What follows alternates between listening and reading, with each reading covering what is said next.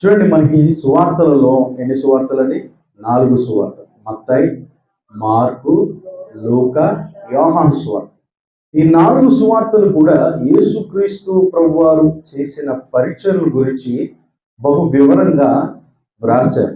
పరిశుద్ధాత్మ ప్రేరేపణ చేత భక్తులు ఈ 4 సువార్తలను కూడా అద్భుతంగా రాశారు.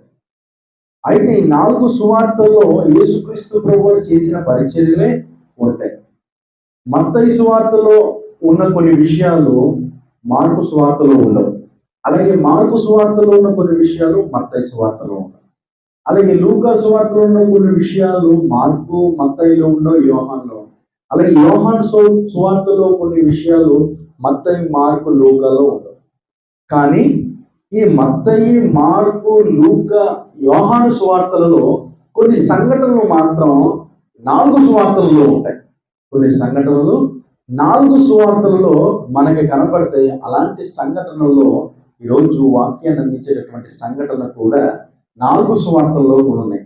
కావాలంటే మీరు నోట్ చేసుకోవచ్చు. మత్తయి సువార్తలో 14వ అధ్యాయం, మార్కు సువార్తలో 6వ అధ్యాయం, అలాగే లూకా సువార్తల్లో 9వ అధ్యాయం, అలాగే యోహాను సువార్తలో 6వ అధ్యాయంలో ఈ సంఘటన ఉంటుంది. ఏంటి సంఘటన అంటే 5 రొట్టెలు 2 చేపల గురించిన అద్భుతమైన సంఘటన మనకి 4 సువార్తలలో కూడా ఉంటుంది. దయచేసి గమనించండి. 4 సువార్తలలో ఉండేటటువంటి విషయము కావచ్చు, అక్కడ జరిగిన అద్భుతము కావచ్చు, అక్కడ జరిగిన సూచక్రియలు కావచ్చు, అక్కడ జరిగిన మేలు కావచ్చు, అక్కడ జరిగిన స్వస్థత కార్యాలు కావచ్చు, మరి ఏదైనా సరే 4 సువార్తలలో ఉన్నది అని అంటే అది చాలా ప్రాముఖ్యమైనది అని మనము అర్థం చేసుకోవాలి. 4 సువార్తలలో ఉన్న ఈ యొక్క సంఘటన ఏంటంటే 5 రొట్టెలు 2 చేపల గురించి మనము ఈరోజు ధ్యానించబోతున్నాం. బైబిల్లో ఉన్న గొప్పతనం ఏంటంటే ఎన్నిసార్లు ఆ విషయాన్ని గురించి మనం చదివినా, ఎన్నిసార్లు ఆ సంఘటన గురించి మనం విన్నా, మరొకసారి చదివినప్పుడు, మరొకసారి విన్నప్పుడు, మరొకసారి బోధిస్తున్నప్పుడు కూడా దేవుడు అనేకమైన కొత్త సంగతులను దేవుడు మనకు తెలియజేస్తూనే ఉంటాడు. అదే పరిశుద్ధ గ్రంథం ఉన్న గొప్పతనం. దేవునికి స్తోత్రం. హల్లెలూయా. చూడండి, మనం ఏ పుస్తకమైనా తీసుకుని, ఏ పుస్తకాన్ని మనం తీసుకున్నా అది ఒక్కసారి చదివామంటే ఈ పుస్తకంలో ఈ మ్యాటర్ ఉంది, ఈ పుస్తకంలో ఈ సబ్జెక్ట్ ఉంది అని ఒకసారి చదివిన తర్వాత మరలా ఇంకొకసారి చదివారనుకోండి అదే అర్థమవుతుంది. మరలా ఇంకొకసారి చదివినా ఏ టెక్స్ట్ బుక్ అయినా తీసుకోండి, ఏ సబ్జెక్ట్ బుక్ అయినా తీసుకోండి, ఏ నాలెడ్జ్ బుక్ అయినా తీసుకోండి, ఒకసారి మీరు అది చదివారు, మరొకసారి చదివారు అనుకోండి అదే అర్థమవుతుంది. మరొకసారి చదివారు అనుకోండి అదే అర్థమవుతుంది. మరొకసారి చదివారు అనుకోండి అదే అర్థమవుతుంది. అంటే బైబిల్ గ్రంథం ఉన్న గొప్పతనం ఏంటనుకోండి, మీరు ఒకసారి చదివితే దేవుడు ఒక విషయాన్ని బోధిస్తాడు, మరొకసారి చదివినప్పుడు ఇంకొక కొత్త విషయాన్ని బోధిస్తాడు, మరికొకసారి చదివినప్పుడు ఇంకా కొత్త విషయాన్ని బోధిస్తాడు. ఎన్నిసార్లు చదివితే అన్ని కొత్త కొత్త కొత్త సంగతుల విషయాలను దేవుడు, పరిశుద్ధాత్మ దేవుడు బోధిస్తాడు. అదే మన పరిశుద్ధ గ్రంథంలో ఉన్న గొప్పతనం. దేవునికి స్తోత్రం. రైట్, ఇక్కడ మనం ధ్యానం చేద్దాం. మార్కు సువార్త 6వ అధ్యాయము 32 నుంచి మనం వచనాలు చదువుతున్నట్లయితే, యేసుక్రీస్తు ప్రభువారు అరణ్య మార్గము గుండా వెళ్ళి శిష్యులతో పాటు వెళ్ళి కాసేపు శిష్యులతో మాట్లాడడానికి యేసుక్రీస్తు ప్రభువారు ఇష్టపడ్డారు. అలా శిష్యులతో మాట్లాడడానికి ఇష్టపడి ఆ అరణ్య ప్రదేశంలో, కొండ ప్రాంతంలో యేసుక్రీస్తు ప్రభువారు అలాగే శిష్యులు కూర్చున్నగానే, అనగా వారు వస్తూ ఉన్న తెలిసినప్పుడు అంటండి, పట్టణాలన్నీ తెలుసుకొని, గ్రామాలన్నీ తెలుసుకొని, వారు యేసుక్రీస్తు ప్రభువారు శిష్యులు పలానా ప్రాంతానికి వెళ్తున్నారు అని గుర్తించి వెంటనే వారట కాలి నడకతో యేసుక్రీస్తు ప్రభువారి కంటే ముందే వెళ్ళి అక్కడ వచ్చి కూర్చున్నారట. దేవునికి స్తోత్రం. అంటే మనకి ఏం అర్థమవుతుంది అంటే, యేసుక్రీస్తు ప్రభువారు ఇక్కడ మనకు అనేకమైన సంగతులను బోధిస్తారు. యేసుక్రీస్తు ప్రభువారు ఇక్కడ గొప్ప కార్యాలు చేస్తారు. నేను చాలాసార్లు చెప్తా ఉంటాను, యేసుక్రీస్తు ప్రభు వెంట జన సమూహము ఎప్పుడు కూడా వెంబడిస్తూ ఉండేది. ఎవరిని కూడా యేసుక్రీస్తు ప్రభు పిలిచేవారు కాదు. కానీ యేసుక్రీస్తు ప్రభు వెళ్తా ఉంటేనే ఆయన ప్రభావం ద్వారా అనేక మంది యేసుక్రీస్తు ప్రభు దగ్గరికి వచ్చి ఆయన మాటలు విని ఆయన ద్వారా అనేకమైన మేలు పొందుకొని ఆయన ద్వారా అనేకమైన స్వస్థత కార్యాలు, అద్భుత కార్యాలు పొందుకోవడానికి ప్రజలందరూ కూడా పరుగున వచ్చేవారు. అలాగా యేసుక్రీస్తు ప్రభువారు శిష్యులు అరణ్య ప్రదేశము గుండా వెళ్ళి ఆ కొండ ప్రాంతం దగ్గర కూర్చోగానే జన సమూహం వచ్చి కూర్చున్నారండి. ఎలా కూర్చున్నారంటే, దుప్పి నీటి వాగుల కొరకు ఆశపడినట్లు, దేవా నా ప్రాణం నీ కొరకు ఆశపడుతున్నది అని కీర్తనల గ్రంథంలో మనం చదువుతూ ఉంటాం. దుప్పి నీటి వాగుల కొరకు ఎంతైతే ఆశపడి తృష్ణపడతారో అలాగా జనాలందరూ కూడా, జన సమూహం అందరూ కూడా యేసయ్య నోటిలో నుండి వచ్చే మాట కొరకు ఎదురు చూసి వచ్చి కూర్చున్నారటండి. దేవునికి స్తోత్రం. అప్పుడు వారందరినీ యేసుక్రీస్తు ప్రభువారు చూసి వారి మీద యేసుక్రీస్తు ప్రభువారు కనికరపడి, వీరు కాపరి లేని గొర్రెల వలె ఉన్నారు, వీరికి అనేకమైన సంగతులు బోధించాలని యేసుక్రీస్తు ప్రభువారు తన పరిచర్యలో ఎక్కువ సమయం బోధించిన సమయం ఏదైనా ఉన్నది అని అంటే అది ఇక్కడే. మీరు యేసుక్రీస్తు పరిచర్య చూసుకోనండి, అలా ఆ ప్రాంతానికి వెళ్ళి కొన్ని మాటలు చెప్పి అక్కడ స్వస్థత కార్యాలు చేసినట్టుగా, అద్భుతాలు చేసినట్టుగా, సూచక్రియలు చేసినట్టుగా మనకు కనపడతా ఉంటాయి. కానీ జన సమూహం అంతా వచ్చి యేసుక్రీస్తు ప్రభు మాటలు వినడానికి ఆసక్తితో కూర్చున్నప్పుడు వారి ఆసక్తిని యేసుక్రీస్తు ప్రభు వారు చూశారు. చూడండి, మన మందిరానికి వస్తూ ఉంటాం. మన మందిరానికి ఏదో ఆదివారం కనుక రావాలని రాకూడదు. ఒక దైవజనుడు చెప్పాడు, ఆదివారం మందిరానికి సగటు విశ్వాసి ఎలా రావాలి అంటే శనివారం సాయంత్రమే సిద్ధపడాలంట, ప్రార్థనతో సిద్ధపడాలి. ప్రభువా, రేపు నేను మందిరానికి వెళ్తున్నాను నాయన, రేపు నాయన మీరే నాతో మాట్లాడండి, మీరే నాతో మాట్లాడండి ప్రభువా, మీరే నన్ను దర్శించండి నాయన, మీరే నా సమస్యల నిమిత్తం మాట్లాడండి, మీరే నా కష్టాల నిమిత్తం మాట్లాడండి, మీరే నేను ఎదుర్కొంటున్న ఈ పోరాటాల నిమిత్తం మాట్లాడండి, నాకు శాంతి సమాధానం ఇవ్వగలిగిన నీ మాటే కదా ప్రభువా అని సగటు విశ్వాసి అనంట శనివారం సాయంత్రమే సిద్ధపాటుతో ఉండాలి.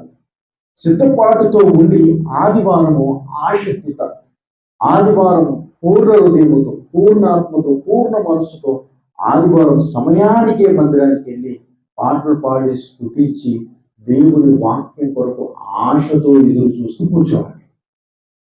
అలా విశ్వాసి అలా సిద్ధపడి ఆశతో వచ్చి కూర్చుంటారో బైబిల్ సెలవిస్తుంది, ఆశ కలిగిన ప్రాణాన్ని దేవుడు తృప్తిపరుస్తాడు.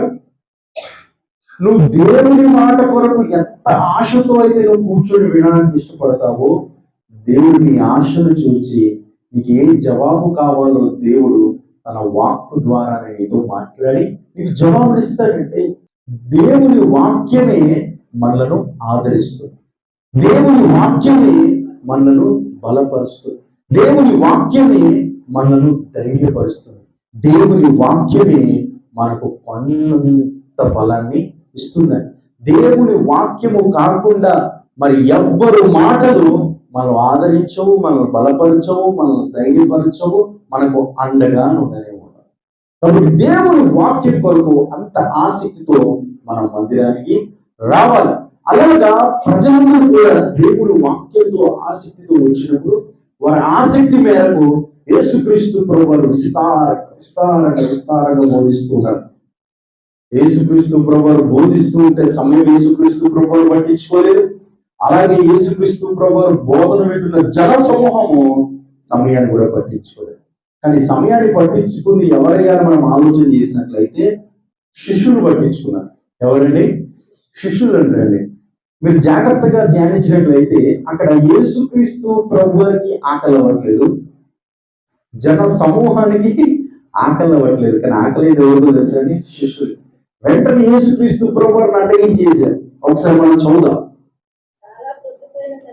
చాలా ప్రొద్దుపోయిన తర్వాత ఆయన శిష్యులు ఆయనతో వచ్చి, ఇది అరణ్య ప్రదేశము, ఇప్పుడు చాలా ప్రొద్దుపోయినది, చుట్టుపట్ల ప్రదేశమునకు గ్రామమునకు వారు వెళ్ళి భోజనమునకేమైనను కొనుక్కొనుటకు వారిని పంపివేయమని చెప్పిరి.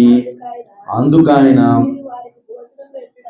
మీరు వారికి భోజనం పెట్టుడనగా. చాలా ఇప్పుడు శిష్యులకు ఆకలి వేసిపోతుంది.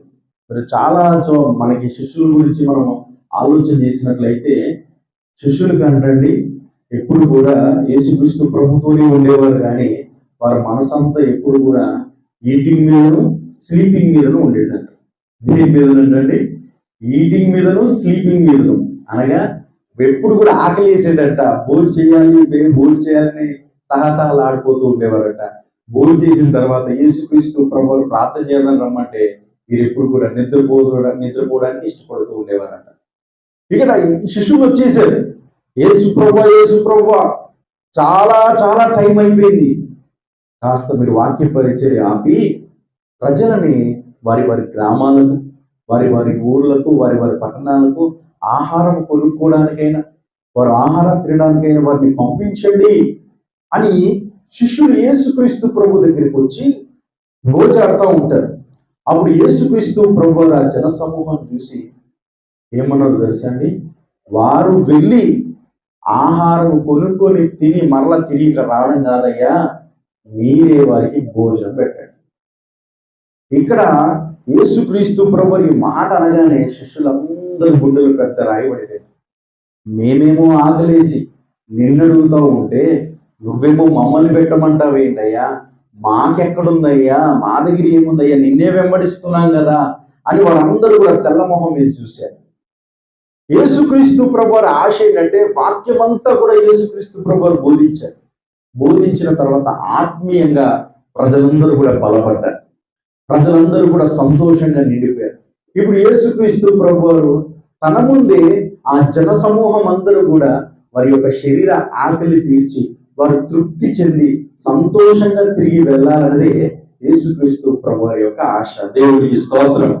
చూడండి, మన ఆత్మీయ తల్లి గారు కూడా ఇదే ఆశ కలిగి ఉంటారు. ఎప్పుడు కూడా సంఘాన్ని ఎప్పుడు కూడా కుటుంబంగా భావిస్తారు, ఎప్పుడు కూడా కుటుంబంగా భావిస్తూ ఉంటారు.